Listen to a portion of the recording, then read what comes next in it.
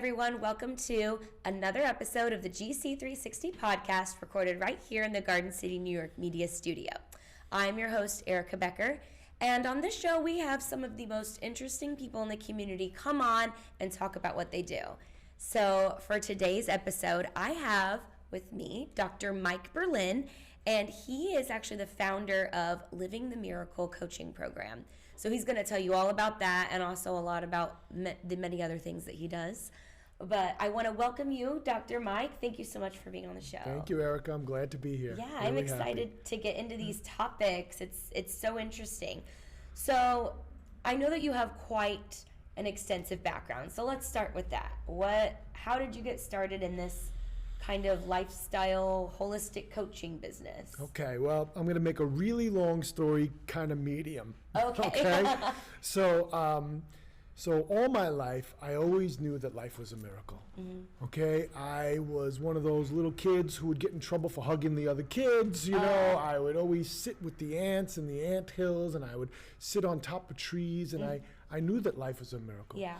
And I never understood, and I knew each one of us were miracles, and I never understood why we just didn't get along. Do you know what I'm saying? And so why people couldn't get along. So in my search over the years, right, to find myself and to find the truth, I ended up being a holistic practitioner. I've been doing that for 30 years. And my mission has been to help people live the miracle that they are, to truly live it, right? So how do you truly live it? How do you get to that? Okay. Well, so, I'm sure you have a lot. What's that? Yeah. So the bottom line is, so being a holistic practitioner for 30 years, right? I did a unique, just a little background, I did a unique form of healing called network spinal analysis. It's highly advanced neurological and energy work that clears stress and trauma from the spine and nervous system. Ooh. Okay, so it clears it from, and so I'm also a trained life coach. I'm a peer counselor, which stands for primary emotional energy recovery, right? And so over the last 30 years, I'd helped people transform stress and trauma from their bodies and their lives, right? I'm a trained life coach. I think I might have said that. Mm-hmm. So what I found over the years, and even in my own journey for getting free, right? To really be free in my own mind and body. Yeah. Right, and to live my greatest potential, I realized that all our ills in life, right, whether physical or emotional, is because we're not living true to ourselves. We're not living true, and true means, and this is getting to how do you live the miracle. True means living congruent with my true heart and soul, and living that in each moment. And how do we do that? So you coach people how to get to that point. Yeah. Wow. There's 5 sacred life skills that I've realized over the years. There's 5 sacred life skills that people need to master that we never got when we were kids, or we got bastardized versions of them. Oh. Okay? 5 sacred life skills that we need to master in order to really be able to maintain and live the truth of who we are. Are you going to share them, or are they secret? I can. Okay. So the first one, right, and again, this needs to be mastered. There's a difference between knowing something and living it, right, and really being it. And we need to become it, right, because like Gandhi said, first be the change you want to see in the world. Yep. And this transformation, right, that needs to happen in order to be free, right, to transform, because what I do is I transform stress and conflict into deep inner peace, love, connection, and empowered authenticity, right, which is really inside all of us. But how do we live that in the day-to-day, especially when we get triggered, right? Especially when there's hard times or somebody's in our face about something, right? So the 5 sacred life skills, right, is how to do that and how to maintain that, and they need to be mastered. So number 1 is setting the right intention, right? So the right intention is always to live to learn, to be open to learning and growing, essentially to how to be a more loving human being. So my major intention is that all the time. How can I grow? How can I learn? How can I become a better person?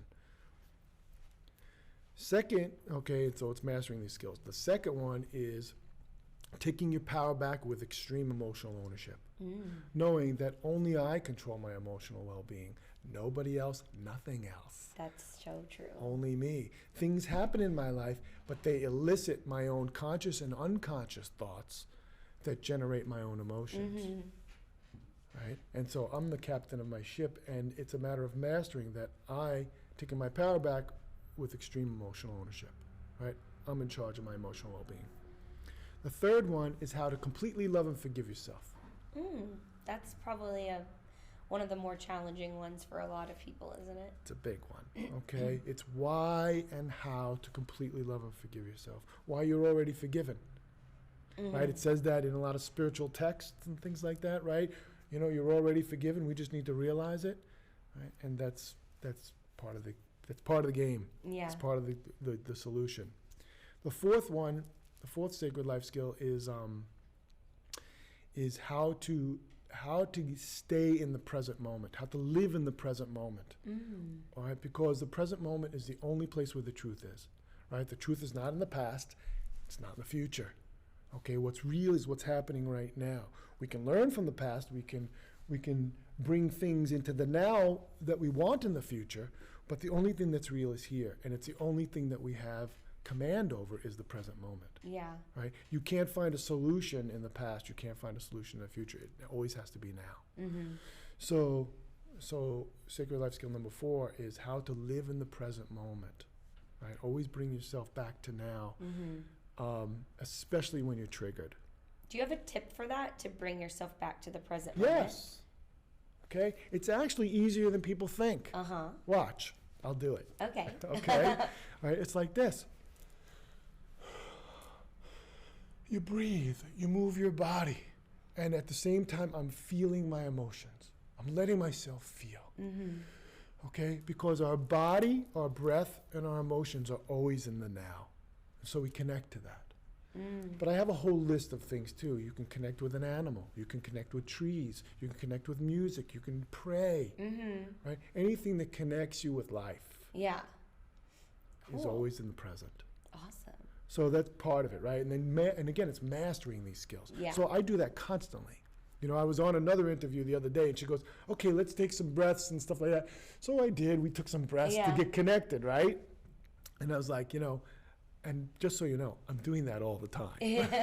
So you have mastered it, would you say? I am still mastering. Still mastering. Yes. But right? But when I look back, let me just tell you so when I look back, right, when I was developing the coaching program, Living the Miracle coaching program, I said, what worked?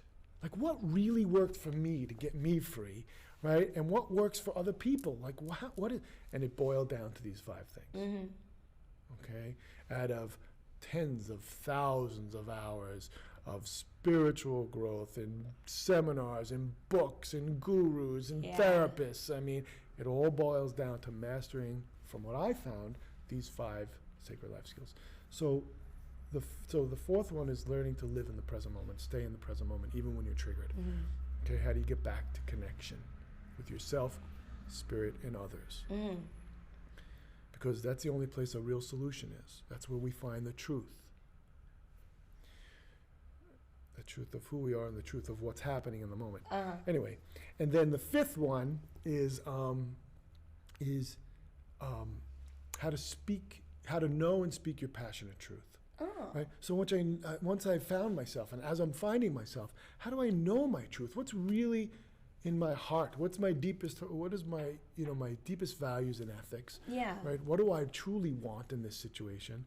And how do I speak it with passion and authenticity and appropriate boundaries, and so that I can share myself, truly share myself with others and with life?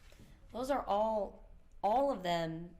I immediately think of something, that I can correlate with. So it makes a lot of sense that you've boiled it down to that. So with the Living the Miracle coaching program, is that kind of, what would you say the message or the main focus is for that? Is it those 5 things? Yeah, it is. And then there's a lot of skills that need to be learned within that, right? But the 5 sacred life skills help you to get there and maintain it, right? Those are the things you're going to use to maintain it. You're going to master those and maintain yourself, right, in the ups and downs of life. So one of the major things to learn, so when I'm coaching people, right, we do group coaching, we do private coaching. The group coaching is really to master the 5 sacred life skills, okay? Private coaching is we drill down and get to the root of your greatest challenges in life, whether it's internal or external, whatever your greatest challenge. You can't manifest money, you're not manifesting love, you know, you're feeling bad about yourself, whatever it is, right? Your greatest challenge in life. And so with the private coaching, we drill down very fast. I'm a rapid transformational coach, right? Because we get to the truth. One of my gifts is to see the truth, right? When truth goes by me, oh, bing, there it is. Oh, ding, there it is. Oh, that's great. So I help people very quickly find the root cause of what's really, where this hurt came from, right? That's interfering with the natural expression of them, right? With living the miracle that they truly are. Yeah. Because we truly are miracles, right? We're born a miracle, we are miracles, life is a miracle. And most of us know that in our hearts. We know it, but like you said, are we living it as that? Because what interferes with the natural expression of the true us, right? The you, with a capital Y, right? Is all the hurt, guilt, anger, shame, fear that have accumulated over the years. Yeah.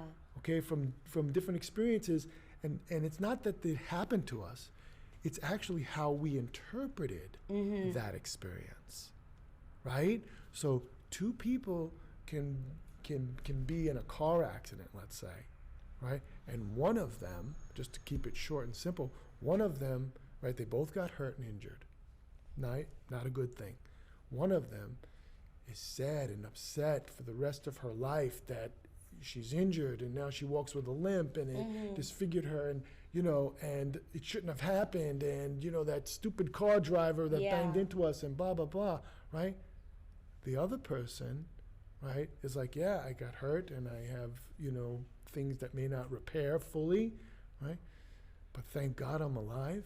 Thank God I have opportunity, and I can't do my work anymore, but what do I want to do now? You know, oh, you know what? I can now be an artist that I always wanted to do. You follow what I'm saying? Same situation, but it's how we adapt and respond to it. And if we adapt and respond to it from our truth, our deepest heart and soul, our values and ethics in our heart, stress transforms.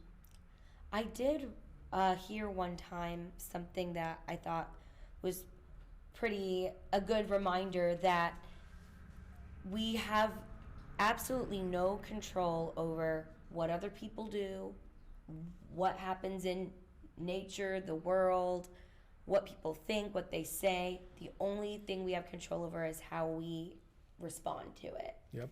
And once obviously, I try to remind myself of this, I'm sure a lot of us do, but whenever you're in that mindset, it is more freeing because you realize nothing bad can really happen because I'm in control of how I respond to whatever happens. Are we allowed to high five on this thing? All right, cool. Yeah, right? Sacred life skill number 2. Yeah. Take a moment, because you can't move my hand. Only my thoughts can move my hand. Okay, you can't give me an emotion. Only my thoughts can give me emotions. Right. Okay, no matter what you do, I might adapt and respond to what you said. Oh, I hate your shirt, Dr. Michael. You know what? You said that really poorly. Oh no, what does that mean about me? And by the way, the reason we suffer about anything is how we answer the question, oh no, what does that mean about me and my life? Yeah. Right? And my survivability or my ability to be loved. Right? So it's how we answer that question. Yeah. And most of us are taught, unfortunately, when we're young, to answer that question many times in a negative way. Bad girl, bad boy. Oh yeah, you know, it's been ingrained in me. You know, I heard something recently that's so true, that how parents speak to their children becomes their children's inner voice. It's so true. That's very true. I definitely want to dive into that a little bit more. We're going to take a quick commercial break, but we will be right back after these messages. My father never stops moving, but after he had a brain aneurysm, he had a difficult time getting back to his normal routine. That's when I called Alliance Services. They paired him with Rosa.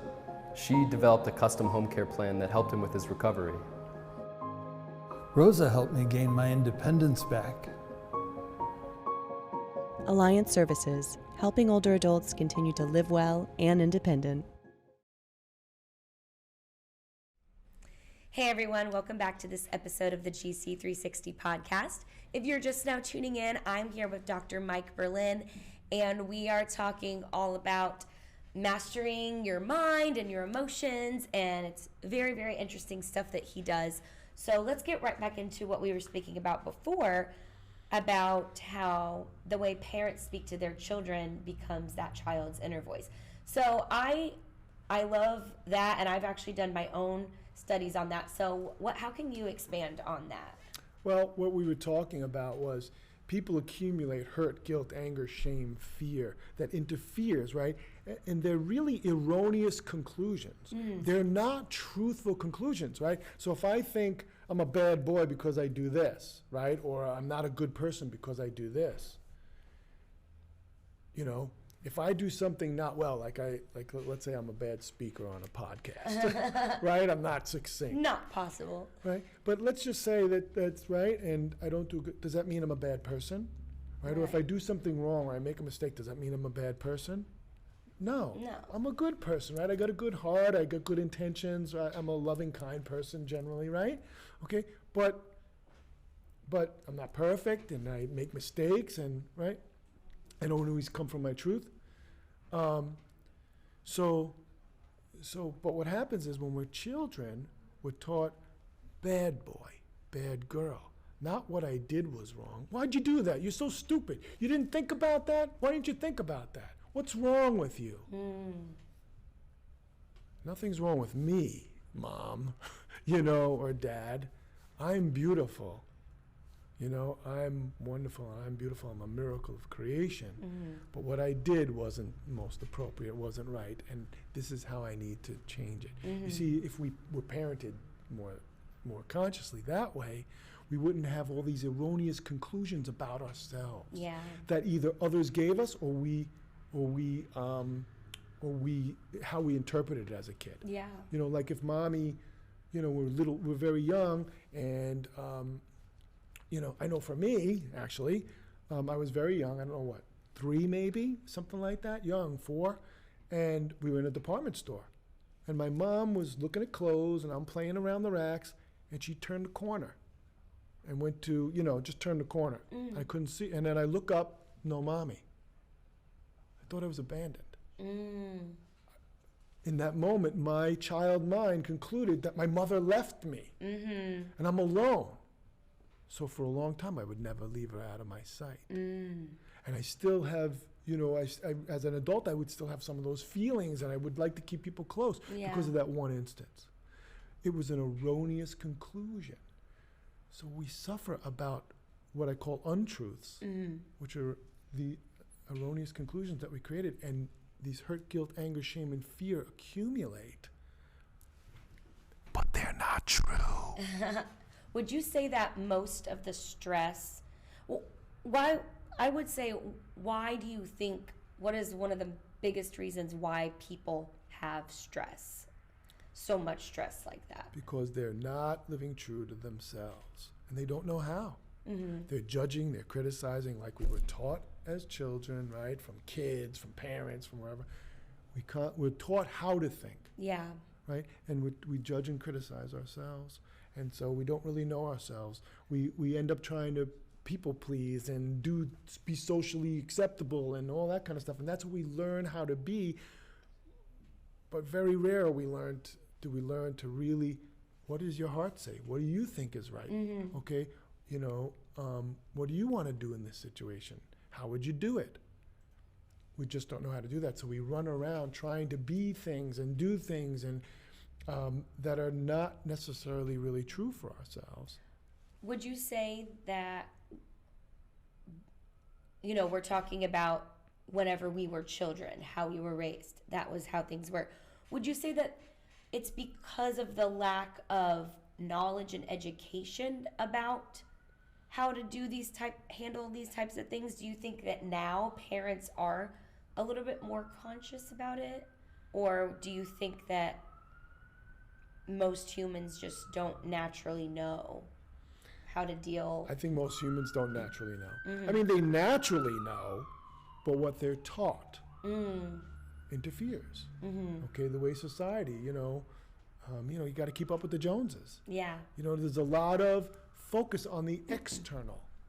And most parents parent in an autocratic style, which is top down, right? I'm in charge of you, right? Do as I say, I'm in charge of you. They think they got to control, right? And really a parent's job is to teach, right? And not control. And it's a good reminder.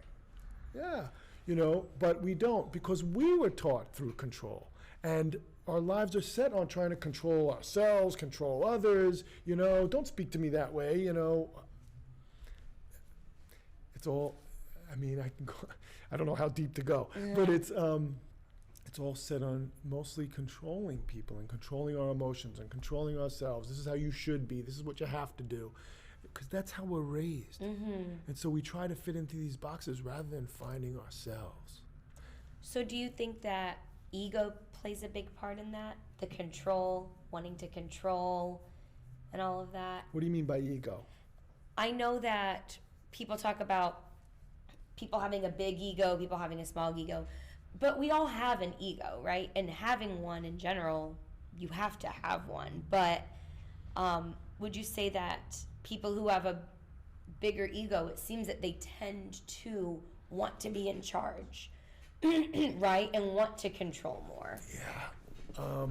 So the way I see ego, right? Most people can agree that ego is a false sense of self, right? It's your false self. It's your face you put on. It's the bravado, whatever that is, right? So, but an acronym for that is like edging God out. Oh. Ego, edging God out. Interesting. So really what it is we're not connected, okay, to our heart and soul, to others, right? Where we want power over something or someone rather than power with, right? We're not looking for communion necessarily. We're looking to protect ourselves. We're in the I versus the we. And truly, the truth of life is we're a we. We're always a we. We're never not connected to each other, okay, into spirit. Never. But the illusion is when we edge God out is that, no, I'm separate and I need to control, have power over in order to get my needs met. And all it causes is conflict and stress for ourselves and the other person. Yeah. So you were talking about how one of the biggest issues is stress within people holding stress for their mental health and even physical health too. So do you have a tip or a couple of tips, something that people can do to help reduce stress in their lives? I know that's kind of a general thing. Well, There's different types of stress. There's a couple of little things, right? There's different kind of stress, right? Stress is anything, stress is emotional stress, right? We're talking about emotional stress. Emotional stress is that I'm here, this is what's going on, and I'd rather be there. Okay, I don't want this, I want that, and I don't know how to get there. Okay, or I'm just not accepting the now, right? So what we need to do is accept the now, accept what's going on. I'm here now, this is what's going on. And now with that, what do I want to do about it? Not wishing I was there, not if only, right? But learn to accept the now. Now with this situation, what do I want to do about that? What do I want in this situation? But what do I truly want? Not what I should want, not what I'm supposed to want. Okay? Yeah. So that's the key. And then learning how to live in each now authentically so that you keep choosing your life. But there's also, we do too much, right? Yeah. One of the keys to de-stressing is doing less, right? Because why? Again, we're not listening to ourselves. We're trying to be something, a super mom, super boss, super whatever, to gain something that we feel lacking in. right, about ourselves or money or whatever it is, right? Because things aren't okay now. And so that's another tip. And then I have a big one that I could share with you. I don't know how much time we have, but I have a big one that I can share with you to de-stress your life, okay, is stop blaming, okay? And blame isn't who done it, right? Blame isn't you stepped on my foot. Right. The truth is you stepped on my foot, okay? Yeah, that's the truth, right? That's what you did, or you said something not nice, okay? That's the truth. Blame is who I'm holding responsible to fix it. So if I'm holding you responsible to fix my foot or to fix my emotional hurt, right? And I'm not going to be happy until you apologize or you change your behavior, or you change something, right? Now what happens is what I've inadvertently done, okay, is now I've given my power away to you. Now you're in control of my emotional well-being, okay? And so now I'm going to have to control you to monitor my own emotional well-being. And if I try to control you, how are you going to feel? Wow. And so we get into power struggles, okay? So blaming, and we blame constantly. We blame our spouses, our kids, our politics, the weather, ourselves. We blame ourselves. Yeah. We blame constantly, and we're constantly giving our power away to things outside of us.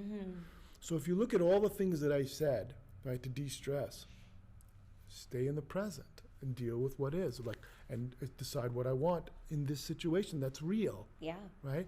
If I stop blaming, giving my power away to something or something else that's outside of me, right? If I, right, all those things I said is a journey, and this is what I realized, back to self. Yeah.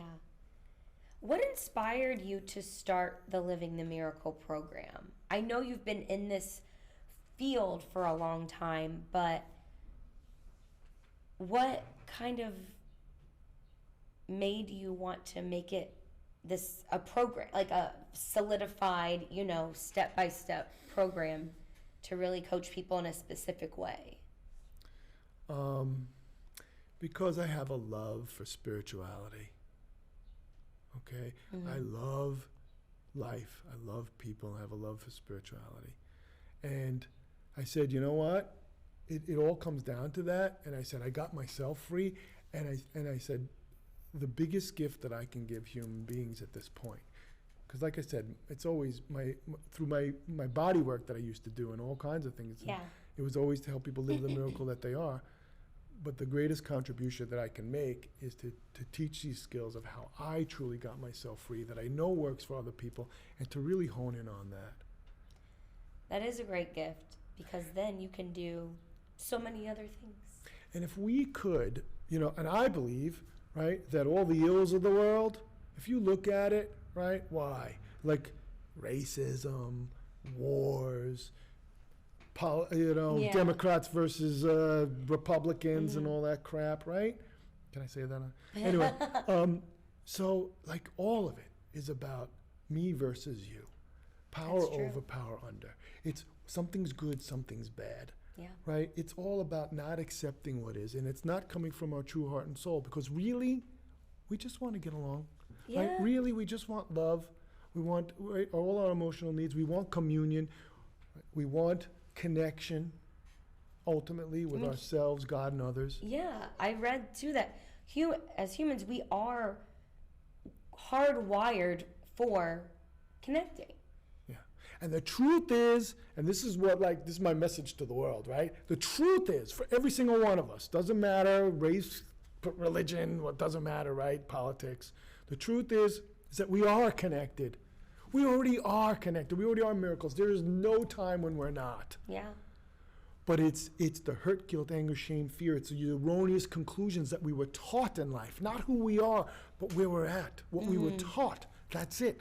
What's in the computer, what was fed in, that we're regurgitating out, that keeps us from living our heart and living together in communion and cooperating with each other and synergizing with each other, where we would have a much better world and society if we really learn to do that and bring our children up that way. Yeah. Well, that's what your mission is, right? Amen. That's what you're starting to do.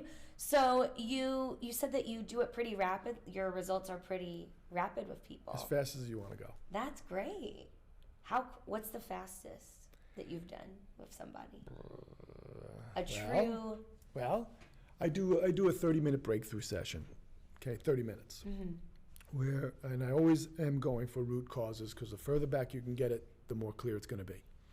So this one woman I did a 30-minute breakthrough session with, she wasn't making enough money in her business. Okay, she's an entrepreneur. She's a solo practitioner, and so she wasn't making enough money. And in the 30 minutes, we followed the thread down, okay, to really what it really was she doesn't want to be alone.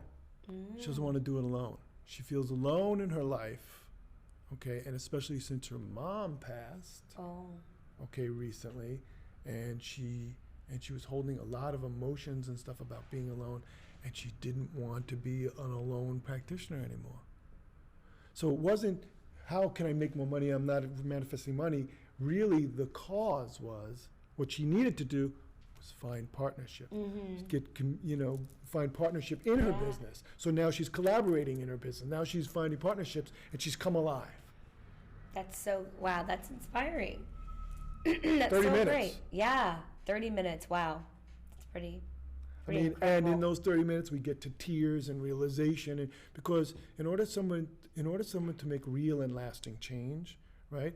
We can't just do something different. We have to be different. We have to become different, right? And that's on a mental, emotional, energetic, physical levels. Yeah. Then it's real and lasting change. And so when I do my coaching with people, it's all those levels to really, so that you can really be the change you want to see in the world. Wow. Well, I think that anyone could benefit from learning more about that and doing a session or a breakthrough. I mean, we all have internal stress, right? And things that we're holding on to. So I really am grateful that you've shared all of these tips and knowledge that you have on the show, because I know anyone watching is going to be able to take away something. Good. So thank you for doing that. And to anyone listening, if you want to get a hold of Dr. Mike, if someone wants to work with you, do a 30-minute session, anything like that, what's the best way for them to contact you? Yeah, I could do a 30-minute breakthrough session with somebody, which is a great way to start. You get to know how I work. You're going to get benefit in that session. You get to keep that session, okay? Because it's recorded, so you get to keep it. Okay. So the best way really is to call me. Okay. Right? Great. Which is 516, right? Call me. 516-780-3351. Great. That's how you would call me. All right. I do have a website too. It's getting revamped. Ooh. But should I give it anyway? Yeah. I'll give it. So the website is Dr. Mike Berlin, drmikeberlin.com /Living the Miracle. Great. And we'll have that linked down too in the And that's another way description. you can contact me also. Awesome. Great. Well, Dr. Mike, again, thank you for sharing everything that you did. I love hearing about all of this, and I know our listeners do too. So I really appreciate you coming on and sharing everything. And everyone, if you need to get a hold of Dr. Mike, you heard him. Give him a call or check out his website. And thank you so much for tuning in to this episode of the GC360 podcast. This episode was sponsored by Alliance Services, and we will see you next time. Thank you, Eric.